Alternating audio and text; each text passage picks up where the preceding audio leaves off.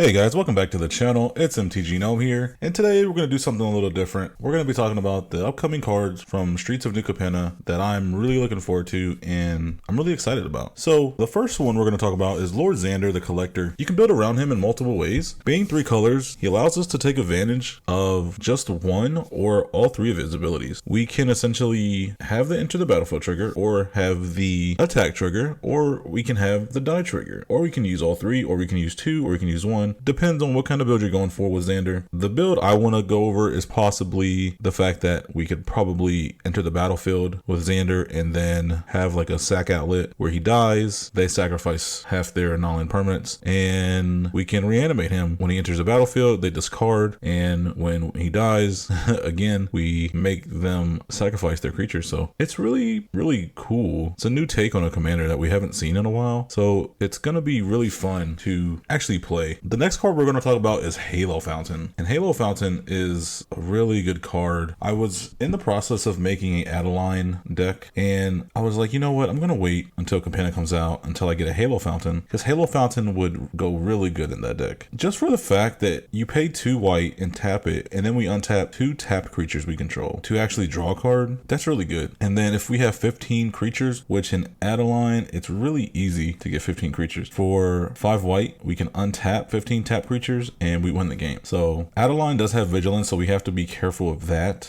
But when we attack with creatures without vigilance, then we'll actually untap them and win the game. It makes for a really interesting build around. And finally, we have something that can actually win us games with creatures on board. So it's something really exciting. The next one I want to talk about is Jetmir, Nexus of Rebels. So Jetmir, it's going to be all about him being on the battlefield. What we essentially want to do is make the tokens first, or have our board get as wide as possible first, and then play Jetmir, and then all our creatures get the buff. Jetmir is just on the field. Jetmir really doesn't even have to attack, really. But when we have Jetmir out and we have 9 creatures, everything gets vigilance, everything gets trample, and everything gets double strike, and we get a big buff of +3/+0. So Jetmir is going to be one of those commanders that we'll need to protect if he is down, or we just play him to outright win us the game. So being in token colors, it's really solid, I think, to actually build around. The next one I want to talk about is Errant Street Artist. Errant's going to be really good in some decks and pretty bad in others. You just probably won't include Errant in some deck. But off the top of my head, the decks I can think about Errant going into is Gronok and Golos. Golos doesn't need any more help, but Gronok sure can. Gronok is a fun little Simic card that can actually be really good if built correctly. And the fact that Errant Street Artist is cheap and her ability to copy something is cheap, I think it's going to be really solid. She has flash, she has haste. I mean, this card is just going to be really good for the type of decks that you want it in, and I can't wait to see what this does to some decks. It's going to be pretty crazy. The next one we have is Cemetery Tampering. I'm excited for this one just because it mills us every turn. We don't have a lot of cards that mill us every turn in the format. I mean, decks like Madrotha are going to love this. Any Graveyard Reanimator deck's going to love this. The Cleric build that I built a few weeks ago is going to love this. Any deck that's going to take cards out the graveyard is going to love this card. The Hideaway is just a bonus. I would run this even without the Hideaway. No questions asked. Definitely something high on the list to craft or to shoot for to get when the set comes out. The next one we have Gaida, Font of Hope. Gaida is probably going to be the angel commander that we've always wanted. Just the fact that she makes mana for our angels, and she is cheap. She's 2 mana to cast, and she buffs our angels whenever other angels enter the battlefield. I mean, what more can you want from an angel commander? It's really solid. She's probably one of the strongest angels in the format, just based off of her abilities and her mana cost alone, in my opinion. I'm definitely going to try to build a deck around her. I have built an angel deck, and I have it going up against MTG Josh, which we have a video coming out pretty soon where we do angels versus demons, and we have a best of 3 duel, and it's pretty interesting. So if you guys want to check that out, go check out his channel too. He's going to be posting it the same day I post it, so you can watch both of our perspectives. That's going to be really exciting. So Gaida is going to be really strong, I think, just from the fact that she's the best angel commander now, hands down, in my opinion. Bootlegger Stash is the next one we're going to be talking about, and Bootlegger Stash is one that I've seen around the community lately, as some people think it's going to get banned, which it's not going to get banned, I don't think, just because it's not game breaking. Yes, it does provide a ton of advantage when you can get it down, but it comes down for for 6 mana and it doesn't do anything. Like, you have to tap your lands to make the treasure token. So in decks like Chatterfang, you're going to want to ramp up a little bit to actually be able to use the tap land ability to make treasures. I mean, Chatterfang is the commander I think about the most when I think about Bootlegger Stash being really powerful. So definitely one to look out for when the set drops. Zeatora, the Incinerator, is one of the mythics that I was really intrigued by when it first got spoiled. It doesn't do anything on ETB, but at the end step, we can sacrifice another creature and we deal damage equal to that creature's power to any target, and we make 3 treasures. That's just insane. We have ways in green and black to protect Zeatora from dying, so it's not going to be hard to keep them on the battlefield. Your opponent is probably going to see this coming, but it's just going to provide you so much advantage, I think, especially if you run this with like a Corvold. I think the two go hand in hand. You can run a Zeatora deck, put Corvold in it. You can run a Corvold deck, put Zeatora in it, just for the fact alone that both of them